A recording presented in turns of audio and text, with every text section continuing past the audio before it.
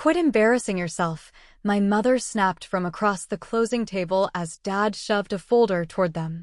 "You never truly appreciated that house anyway. Your sister needed it way more." Paige sat beside them with her husband and the realtor, staring at me like I was some random trespasser who had wandered in off the street. I had shown up alone, already too late to stop the sale.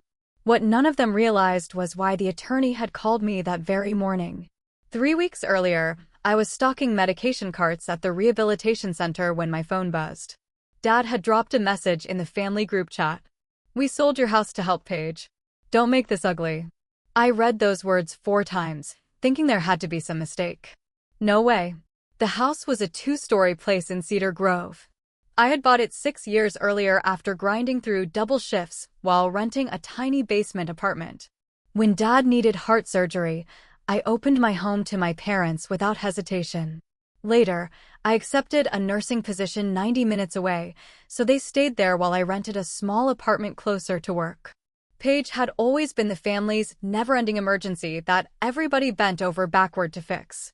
First it was her failed boutique, then unpaid taxes, then an expensive divorce. Every rescue came wrapped in the same excuse. She had kids while I was the stable one. Around my family, being stable meant everybody figured my sacrifices didn't require permission. I called Dad immediately. "You can't sell property you don't even own." He let out a tired sigh. "You signed power of attorney when I handled the roof repairs. That authority was limited to the insurance claim and the contractors." "Then let a judge figure it out," he replied. "Paige's childcare center shuts down Friday without that money."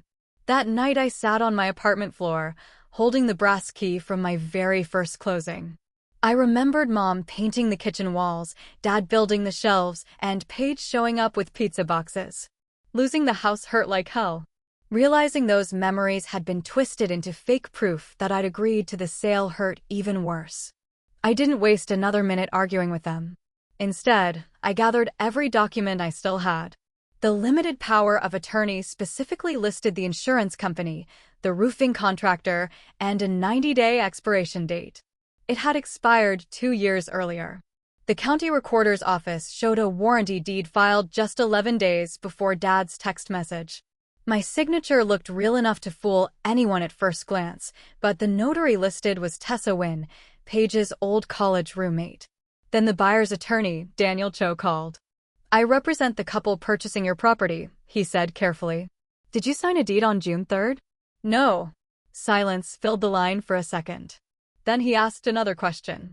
"Did you authorize the sale proceeds to be wired to Bright Steps Learning LLC? That was Paige's childcare business." Daniel explained that the buyers, Hannah and Luis Ortega, had placed nearly all their savings into escrow. Their title company had noticed an old mortgage release discrepancy and contacted me using the phone number from my original loan paperwork. He expected a routine confirmation call. Instead, he had stumbled straight into fraud. We agreed not to tip off my family. I immediately filed an emergency affidavit disputing the deed, submitted multiple handwriting samples, and contacted the state notary commission. Daniel delayed the closing, telling everyone the title insurer still needed one last document. Meanwhile, Mom proudly posted a picture of Paige holding a giant cardboard key outside her childcare center. The caption read, "Family saves family." Yeah, that post made my stomach turn. The closing office felt tense the second I walked in. Dad sat tall like he already believed the deal was done. Mom looked calm, almost smug. Paige stayed close to her husband, trying hard to avoid my eyes. Their realtor shuffled paperwork with forced confidence, acting like this was just another routine closing. Dad slid a photocopy of the expired power of attorney across the table. "See," he said. "She trusted me to handle everything." The realtor nodded. Our understanding was that Ms. Carter verbally approved the transaction. Then Tessa Wynn joined by video call. Without missing a beat, she swore she had personally watched me sign the deed at my parents' kitchen table. I didn't interrupt. I let every one of them finish talking. When the room finally fell quiet, Daniel calmly placed the original limited power of attorney beside their photocopy. "This document," he said evenly, "never authorized the sale of this property." Dad barely flinched. She signed the deeds separately, he answered, like he'd already rehearsed it. I looked straight at him. That's really the story you're sticking with? Mom leaned across the table, her voice sharp enough to cut glass. Take whatever little amount you think you're owed and quit ruining Paige's future. I quietly reached into my folder and slid my work schedule across the table. The day Tessa claims I signed that deed in Cedar Grove, I said, I was clocked into a 12-hour nursing shift in Columbus. Nobody spoke. I continued. Security cameras recorded me entering the medication room at the exact minute this document was supposedly notarized. For the first time all morning, Paige's expression cracked. Dad pointed toward the paperwork. Schedules can be changed. Nice try, Daniel replied. He opened another file.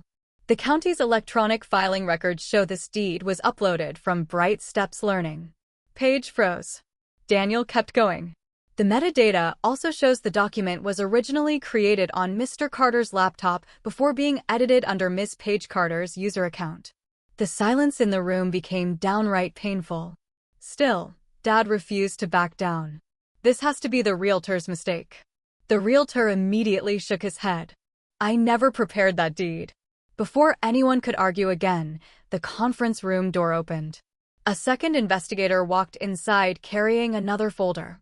He introduced himself as a representative from the State Notary Commission. We reviewed Ms. Wynn's notary journal, he explained. We also compared it with her financial records. He opened the folder. 2 days after the alleged notarization, Bright Steps Learning transferred $8,000 into Ms. Wynn's account. He paused. The payment was labeled consulting. The second those words landed, Tessa's video feed suddenly went black. She had disconnected. Nobody had to wonder why. Paige buried her face in her hands and started crying. My center employs 12 women, she said through tears. You're choosing a building over children. I looked at her without raising my voice. You needed help. I paused. You chose to steal instead. Then everything completely fell apart. Dad turned toward Paige, panic finally replacing confidence. You promised this would look legal. The room went dead silent. Every single person heard him. And just like that, the truth was finally out in the open.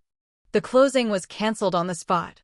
The forged deed was officially declared void, and Hannah and Luis Ortega got every dollar of their escrow money back. Daniel also helped them recover the inspection expenses through the brokerage's insurance policy. They had walked into what they thought was a normal home purchase. Instead, they found themselves caught in the middle of a family scam they never saw coming. The prosecutors didn't let the matter slide. They moved forward with document fraud charges against everyone involved. Tessa Wynn lost her notary commission almost immediately. The evidence against her was impossible to explain away, and disconnecting from the video call only made her guilt look even worse. Without the stolen money, Paige's childcare business couldn't survive. Bright Steps Learning filed for bankruptcy, and the business she'd claimed she was trying to save shut its doors anyway. The irony hit hard. She had risked everything for a shortcut, and in the end she lost the very thing she said she was protecting. My parents weren't spared either. To repay the money tied to the fraudulent transaction, they were forced to sell their condo. The financial damage reached far beyond what any of them had expected. For years they believed family loyalty meant taking whatever belonged to me whenever Paige needed another bailout. That belief finally came with a price tag. I moved back into my house that autumn. Walking through the front door felt different this time. The rooms were exactly where I'd left them, but the place carried a weight I couldn't ignore. Every wall held memories, both the good ones and the painful ones. I decided to repaint the kitchen myself. Not because the paint needed it. Because I did. I also removed the shelves Dad had built years earlier and installed new ones with my own hands. The old shelves weren't damaged or falling apart. They simply reminded me of trust that no longer existed. I needed the room to feel honest again, and somehow those small changes helped me breathe a little easier. My parents still mail birthday cards every year. They're polite, careful, almost like strangers trying to sound familiar. I read them, then quietly put them away. Paige has never reached out. Not once. No apology. No explanation. Nothing. These days, I don't hate them. I grieve them.